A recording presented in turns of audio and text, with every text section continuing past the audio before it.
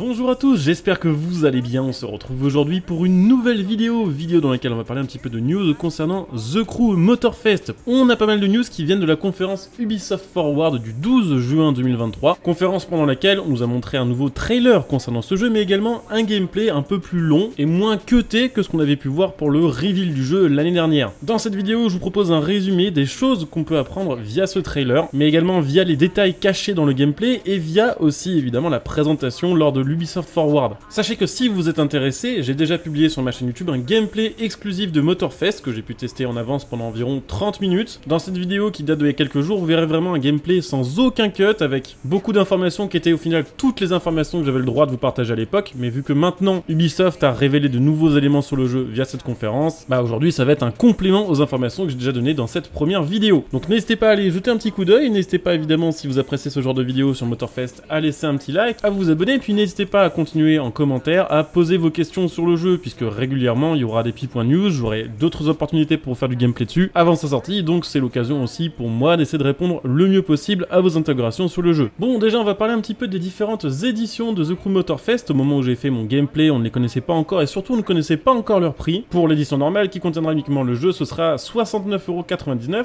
Pour l'édition Gold, ce sera 99 € et pour ce prix-là, vous aurez le jeu avec un accès anticipé de 3 jours, donc le 11 septembre plutôt que le 14 septembre, plus le pass de contenu de l'année 1, on en parlera un petit peu plus tard dans cette vidéo. Pour terminer, il y a l'édition Ultimate à 119,99 €, donc là pareil, vous avez le jeu plus l'accès anticipé, plus le pass de contenu pour l'année 1, plus le pack Ultimate. Ce pack Ultimate contient des éditions spéciales de voitures présentes sur le jeu, plus des tenues bonus pour votre personnage, ainsi que des vanités exclusives, ce qui d'ailleurs confirme le retour du système de vanité qu'on n'a pas encore trop vu dans les trailers précédents. Si je dis pas de bêtises, sur PlayStation 5, il faut rajouter 10 € à tous ces prix-là, et si je dis pas de bêtises, peu importe l'édition que vous précommanderez, vous aurez ce qui s'appelle l'offre de précommande qui vous permettra d'obtenir la Toyota Supra Liberty Walk Edition, ce qui confirme d'ailleurs du coup la présence de kit officiel Liberty Walk, ce qui est une grosse nouveauté sur The Crew, puisque sur The Crew 2, les customisations de voitures étaient des customisations The Crew, c'est-à-dire que c'était inspiré de vraies pièces mais n'était pas sous licence. Et vous aurez également en précommandant le jeu une tenue bonus et des vanités bonus de pneus. Sachez que dans quelques jours, les précommandes pour ce jeu vont ouvrir sur Instant Gaming, et sur le site via mon lien, vous devriez pouvoir vous acheter chacune de ces éditions 20 € moins cher, tout en ayant quand même les bonus de précommande. Donc si vous avez des jeux achetés, que ce soit celui-ci ou d'autres, que ce soit des jeux de course ou pas d'ailleurs, ou même des abonnements à renouveler, n'hésitez pas à les prendre via mon lien, ça vous fait profiter de petits tarifs assez sympathiques, et en plus ça soutient la chaîne par la même occasion. Dans ma précédente vidéo, je vous ai expliqué un petit peu le système de progression sur The Crew Motorfest, basé sur un système de playlist. En gros, une playlist c'est un thème de véhicule, par exemple voiture japonaise ou ancienne voiture américaine. Dans ce thème-là, il y aura une dizaine d'épreuves, et une fois toutes complétées, vous aurez un bonus lié au thème en cours. On a pu voir dans le contenu révélé pendant l'Ubisoft Forward qu'il n'y aurait pas que des voitures, puisque les motos sont bel et bien confirmées, ainsi que le retour des avions et des bateaux. De ce que j'ai compris et de ce que j'ai pu voir pendant cette conférence, le jeu sera quand même un peu moins équilibré au niveau de ces disciplines-là que The Crew 2. C'est vrai que The Crew 2 à sa sortie, c'était vraiment un quart sur les bateaux, un quart sur les avions, un quart sur les voitures et un quart sur le tout-terrain. Même si certains d'entre vous ici, et je pense par exemple à Sanjay, ont vraiment apprécié le fait de pouvoir utiliser des bateaux et des avions sur The Crew, il y a quand même une large majorité des joueurs de The Crew 2 qui demandaient vraiment surtout du nouveau contenu centré sur les voitures et sur les motos. Donc je pense que sur Motorfest, ils ont écouté un peu cette communauté-là et qu'ils ont essayé de satisfaire un peu les deux équipes, c'est-à-dire continuer à proposer des bateaux et des avions pour ceux qui aiment ça, mais quand même vraiment axer le jeu sur la conduite de véhicules à roues comme les voitures ou les motos. Donc on peut supposer que sur le jeu, il y aura le retour d'à peu près toutes les disciplines qu'on connaissait sur The Crew 2, plus des nouvelles, puisqu'on a pu voir dans ce trailer un quad. Ce qui, vu la gueule de la map, puisque je rappelle que ça se passe à l'île d'Oahu, qui est quand même une île très vallonnée avec beaucoup de tout-terrain et de chemins un petit peu compliqués, bah le quad en vrai ça a pas mal de sens. On sait également, grâce aux informations révélées après cette conférence, qu'il projette de faire un suivi assez long aussi sur Motorfest. Il y aura au moins une année de suivi, ça c'est du 100% sûr, mais on en aura probablement beaucoup plus, puisque sur The Crew 2, il y avait quand même beaucoup de joueurs qui continuaient de suivre les mises à jour du jeu et d'y jouer même maintenant, alors qu'on est 5 ans après la sortie du jeu. Si je vous parle de ça maintenant, c'est pour faire le lien avec les thèmes précédents, puisque bah, en termes de catégorie de véhicules, sur The Crew 2, beaucoup avaient été rajoutés via les mises à jour. On a vu par exemple le Demolition Derby, on avait eu par exemple l'Overcraft, même si ça a été vraiment détesté par une partie de la communauté. On peut donc supposer que sur Motorfest, il y aura probablement des nouvelles catégories qui seront rajoutées au fur et à mesure du jeu, en plus des nouveaux véhicules, puisqu'on sait déjà qu'il y aura un pass de contenu sur au moins un an. Ce que l'on sait à propos de ce pass de contenu, c'est qu'il contiendra 25 nouveaux véhicules. Alors je suppose que le pass de contenu fonctionnera comme sur The Crew 2. En gros, si vous avez le pass de contenu, vous avez accès aux nouveaux véhicules quelques jours avant leur arrivée sur le jeu pour le reste de la communauté. Ceci système-là vous permet du coup d'avoir le contenu avant les autres et vous permet surtout de l'avoir sans rien farmer et sans rien payer. Je rappelle que sur The Crew 2, il y avait certaines voitures très chères qui nécessitaient vraiment de farmer plusieurs heures pour être achetées et que ce genre de pass, même s'il ne vous propose pas vraiment du contenu exclusif, il vous permet d'avoir le contenu sans rien investir en temps de farm. Alors ça reste à confirmer, mais je pense que vu que ça a plutôt bien marché sur The Crew, ce système-là sera reporté sur The Crew Motorfest, ce qui voudra dire qu'on aurait 2 véhicules tous les mois ajoutés sur le jeu pendant 1 an, sauf le mois de la sortie du jeu, on en aurait 3. Je crois que ça s'était passé comme ça sur The Crew 2, et même si ce système-là avait été un petit peu critiqué au début, en vrai, à la fin, les joueurs ont complètement changé d'avis sur ce système-là. En tout cas, même si vous ne profitez pas de ce système de passe de contenu pour obtenir les voitures sur The Crew Motorfest, sachez que Day One, il y aura déjà largement de quoi faire, puisqu'on nous annonce une liste de véhicules contenant 600 modèles. Alors, il faut pas comprendre 600 voitures, mais bel et bien 600 véhicules. Dans ces 600 véhicules-là, il y aura évidemment une grande partie de voitures et de motos. Il y aura aussi les bateaux, les avions, les motos et les quads, plus peut-être des véhicules appartenant à des catégories qui pour l'instant sont secrètes. Et parmi ces véhicules-là, il y aura aussi pas mal d'éditions spéciales, des éditions que j'appelle les Ivory Tower Edition, qui sont des versions customisées de voitures déjà présentes sur le jeu. Par exemple, la Toyota Supra 4, on sait qu'elle aura une édition spéciale qui sera à débloquer en complétant la playlist des voitures japonaises. Il faut savoir qu'actuellement sur The Crew 2, il y a environ 450 modèles de véhicules, donc il y en a quand même 150 en plus sur The Crew Motorfest, parmi beaucoup de nouveautés,